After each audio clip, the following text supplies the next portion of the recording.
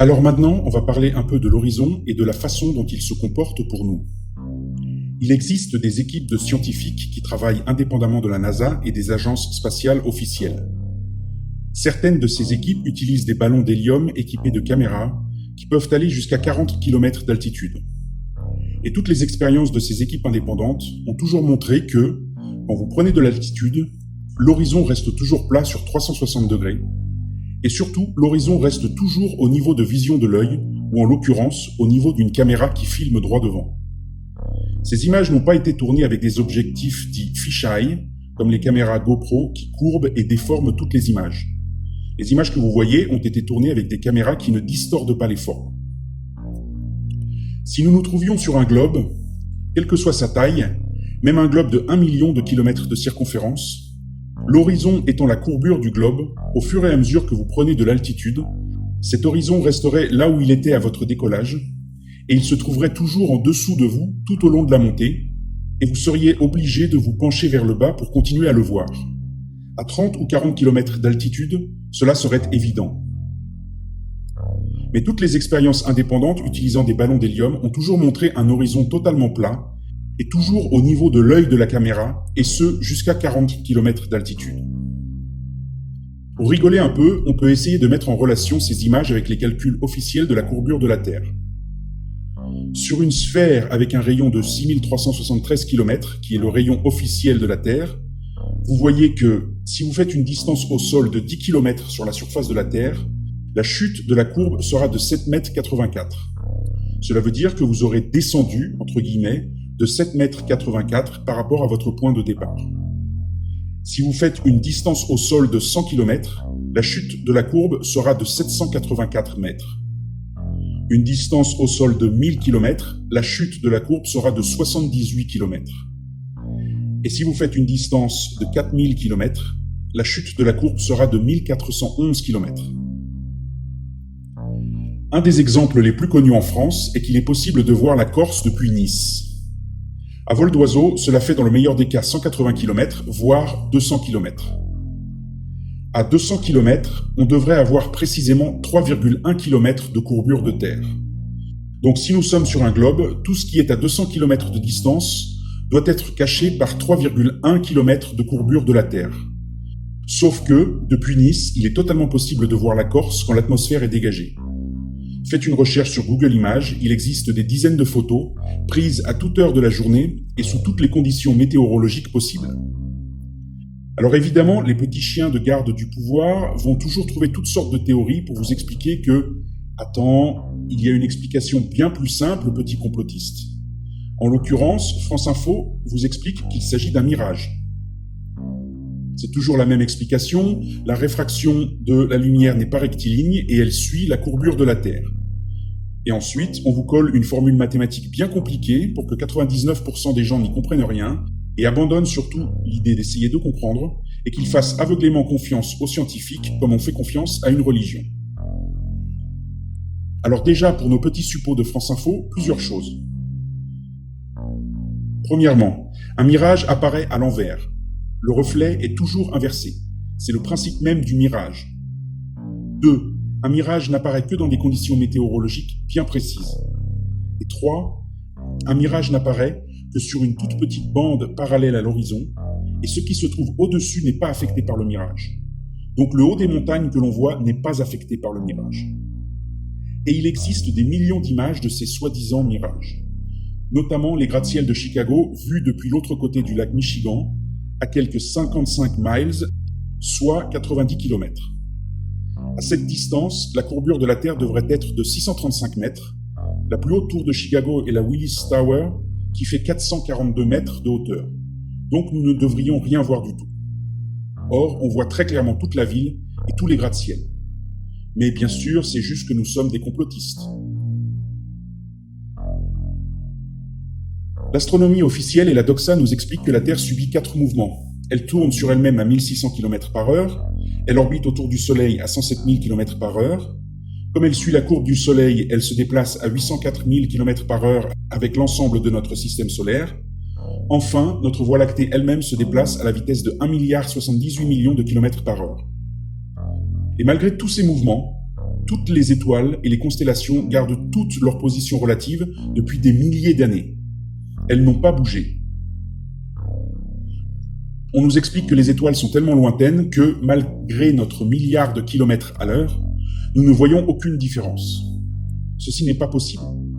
Au minimum, la position relative des étoiles, c'est-à-dire leur position les unes par rapport aux autres, devrait changer.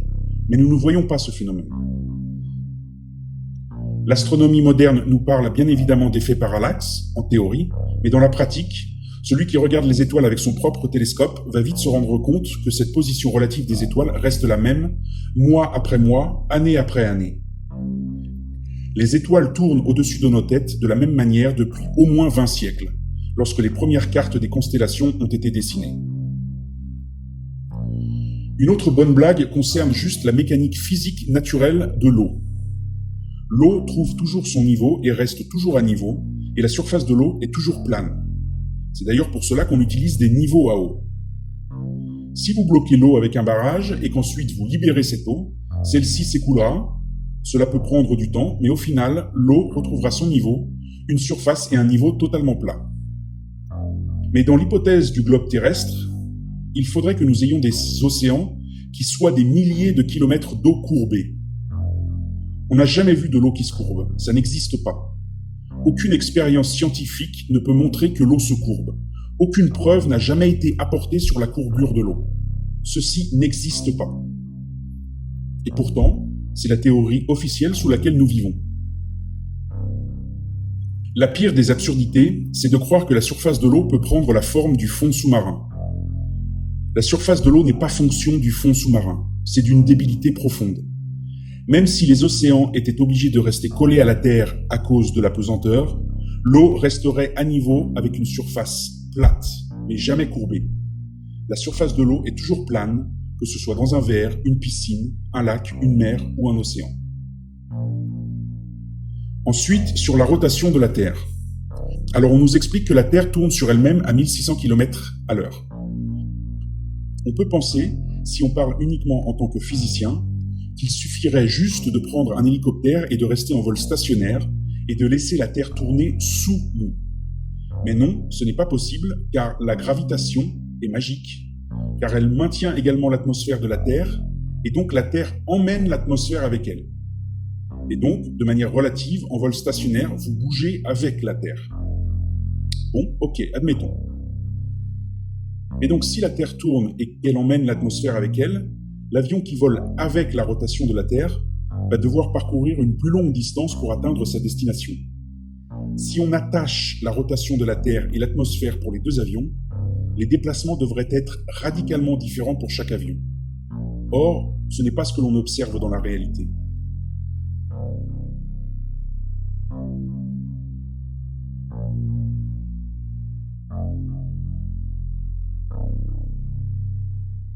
Ensuite, un avion de ligne vole entre 810 et 920 km à l'heure. Prenons 900 km à l'heure pour notre exemple. À cette vitesse, un avion parcourt 300 km en 20 minutes. Si on utilise les règles de notre feuille de calcul de courbure de la Terre, en 20 minutes, l'avion aura dû faire une descente de 7 km juste pour rester à son altitude de croisière de 10 km. Et ceci constamment. Juste pour maintenir son altitude par rapport à un globe qui fatalement est courbé et qui donc oblige l'avion à adopter une trajectoire courbée.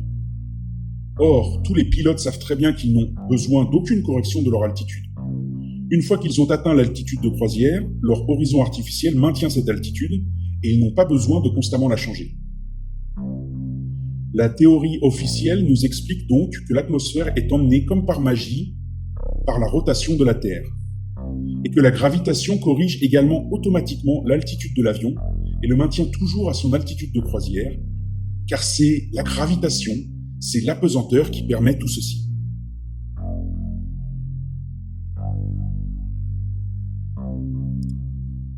De plus, comme vous le voyez sur cette petite animation, un avion qui vole du nord vers le sud va à la même vitesse qu'un avion qui vole de l'ouest vers l'est, et vice-versa.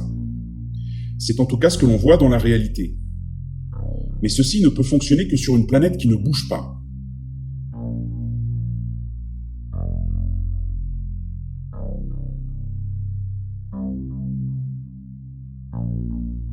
Car si la planète tourne, l'avion est emmené par l'atmosphère comme expliqué précédemment, et les distances se trouvent totalement changées.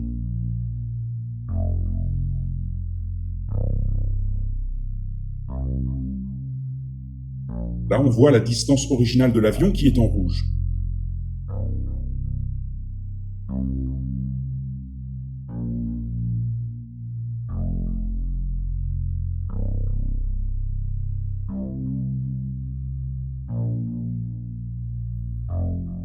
Et maintenant, le même trajet pour des avions volant dans la direction de l'ouest. Là encore, les distances sont bien différentes pour chaque avion. Or, on n'observe absolument pas ces différences de temps de vol dans la réalité.